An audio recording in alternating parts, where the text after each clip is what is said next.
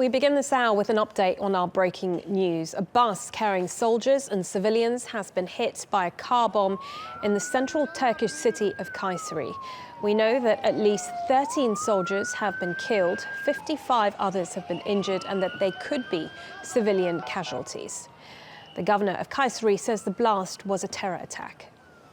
This is a heinous terror attack. A suicide car exploded near a bus.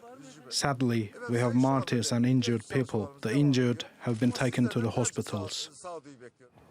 Let's get the very latest with TRT World's Ali Mustafa, who joins me in the studio. Ali, what more can you tell us about this attack? Well, from what we know from this statement that has been released by the Turkish military, 13 of its soldiers have been killed. They didn't give any figures on civilian casualties yet, but we are being told there have been civilian casualties. This happened close to a military training facility for young recruits. These are fresh recruits. Turkey has a compulsory military service and, ranging from 6 months to a year. So these soldiers that have been killed were fresh recruits, privates, civilians also expected, but no group has taken responsibility for the incident yet.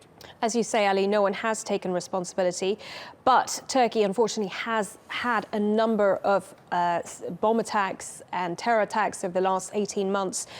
Based on what we know, are there any hallmarks that can, any patterns that you feel could lead us to who is behind this? Still too early to say, but the fact that a bus carrying soldiers was attacked, this has happened before. We saw this happen in March this year in Ankara, where a military vehicle carrying soldiers was attacked by an offshoot of the PKK, the TAK. So the PKK has attacked military personnel in the past, but keep in mind there's also Daesh. Turkey faces a dual threat from the PKK on one side and Daesh on the other, both groups that is actively fighting inside Turkey and in Syria as well. So, but it's still too early to say who might be behind. We have to be cautious and wait for that to come out.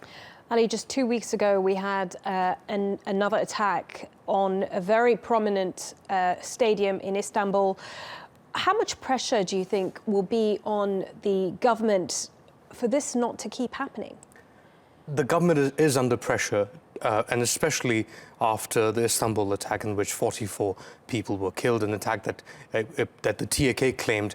The government is under pressure, but it is also aware that the people realize that these things are happening because, on the one hand, Turkey is faced with a growing threat from offshoots of the PKK in Syria. You also have Daesh, but inside Turkey, the Turkish government and the Turkish state is also combating a threat from the PKK. This isn't new. We're talking about hundreds of people, civilian soldiers that have been killed in PKK attacks. So there is a realization that the government needs to do something about what is happening, but to stop these incidents will take a lot more. OK, Ali, many thanks for that. Ali Mustafa there for us.